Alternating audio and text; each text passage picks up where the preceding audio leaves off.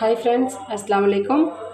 इनकी நம்ம கிச்சனில் என்ன பார்க்க போகிறோன்னா பாவக்காய் வந்து கசப்பே இல்லாமல் சின்னவங்கலேருந்து பெரியவங்க வரைக்கும் விரும்பி சாப்பிடக்கூடிய சுவையில் எப்படி செய்கிறதுன்னு பார்க்கலாம். ஃபஸ்ட்டு ஸ்டவ் ஆன் பண்ணி ஒரு பேன் வச்சுக்கோங்க. அதில் ஒரு 2 டீஸ்பூன் கடலை எண்ணெய் சேர்த்துக்கோங்க.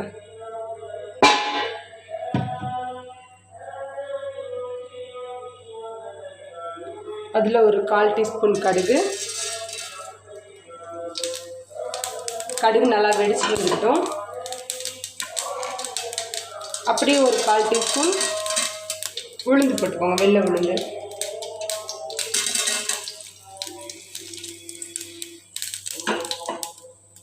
அதில் ஒரு வரமிளகாய் போட்டு சேர்த்துக்கோங்க. ஒன்றுக்கு மேலே போட வேணாம், ஏன்னா இதில் வந்து நம்ம மிளகாத்தூள் வேறு கடைசியில் சேர்ப்போம், அதனால இதுக்கு மேலே போட வேணாம்.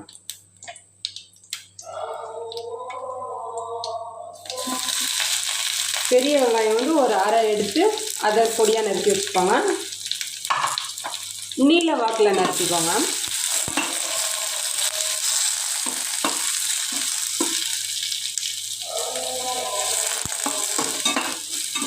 வெங்காயம் வந்து நல்லா வதங்கி வரட்டும். வெங்காயம் ஓரளவுக்கு வதங்கிடுச்சு. இதில் ஒரு 1/4 கிலோ அளவுக்கு சின்ன பாவக்காய் எடுத்து குட்டி குட்டியாக நறுக்கி அதையே சேர்த்துக்கோங்க. பாவக்காய் வந்து நறுக்கிட்டு கழுவக்கூடாது, கழுவுனதுக்கப்புறமா நறுக்குங்க.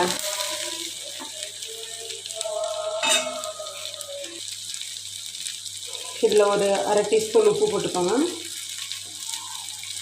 கொஞ்சம் உப்பு சொல்லுண்டே போட்டுக்கோங்க, அப்போ தான் வந்து கசப்பு வந்து அதிகமாக தெரியாமல் இருக்கும்.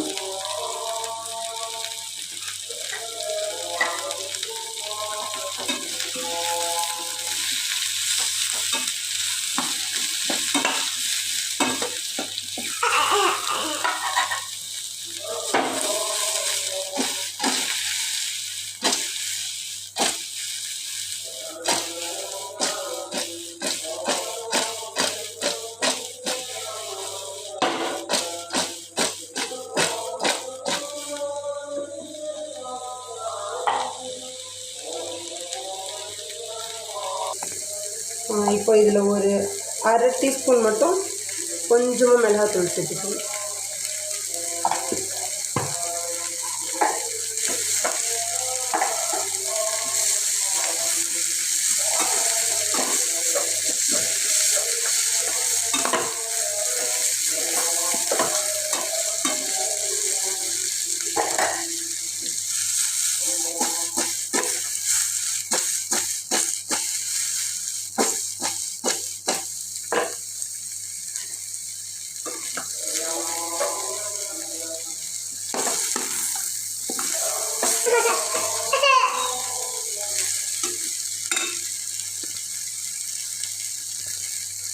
மிளகாத்தூள் போட்டு நல்லா கிண்டி விட்டாச்சு.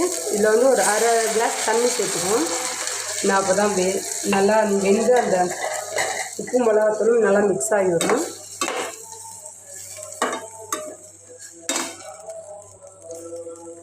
ஓகே, இது கொஞ்சம் ஒரு 10 மினிட்ஸ் இது குக் ஆகட்டும். யாருக்கெல்லாம் பாவக்காய் சாப்பிட்டா வயிற்றில் புழுகு வைக்காதுன்னு சொல்லியிருக்காங்க சொல்லுங்கள். எங்களுக்கெல்லாம் 90s கிட்ஸில் பாவக்காய் சாப்பிட்டா வயிற்றில் புழுகு வைக்காதுன்னு சொல்லி அதிகம் சாப்பிட வைப்பாங்க. உங்களை யார் யாருக்கெல்லாம் சாப்பிட்ட எக்ஸ்பீரியன்ஸ் இருக்குது கமெண்ட்ஸில் சொல்லுங்கள். மூடி வச்சு நல்லா 10 மினிட்ஸ் வந்து சுண்ட விட்டாச்சு தண்ணியெல்லாம். இப்போ பாருங்கள் நல்லா வெந்திருக்கு. இந்த மாதிரி அந்த பச்சை டார்க்காக உள்ள அந்த க்ரீன் கலர் ஃபுல்லாக போயிடணும். அப்போ தான் வந்து பாவக்காய் வந்து சாப்பிட்றதுக்கு வந்து ரொம்ப கசப்பு இல்லாமல் இருக்கும். பார்த்தீங்களா, இப்படி இருந்தால் தான் பாவக்காய் வந்து வெந்திருக்குன்னு அர்த்தம்.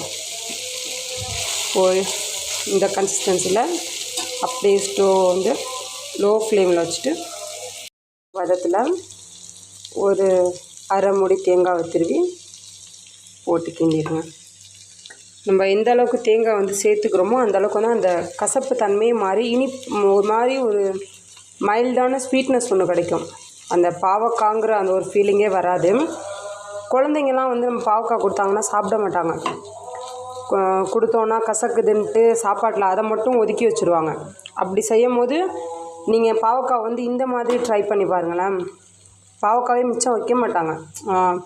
எங்கள் வீட்டிலலாம் குழந்தைங்க சாப்பிட மாட்டாங்க. நாங்கள் அப்போ இந்த மாதிரி நாங்கள் பாவக்காய் வந்து ப்ரிப்பேர் பண்ணி தரும்போது சாப்பாட்டில் வந்து ஆணம் எதுவுமே போட்டுக்க மாட்டாங்க. இந்த பாவக்காய் போட்டே பெரட்டி சாப்பிடுவாங்க.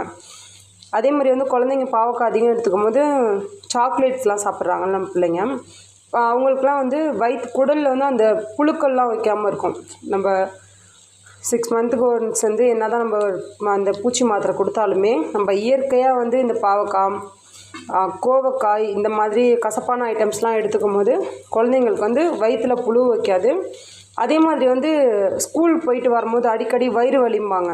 அதெல்லாம் வந்து அந்த குடலில் ஏற்படக்கூடிய பிரச்சனைனால தான் பிள்ளைங்களுக்கு வந்து வயிறு வலி வருது. நீங்கள் வீக்லி ஒன்ஸாவது இந்த மாதிரி பாவக்காய் செஞ்சு கொடுங்க.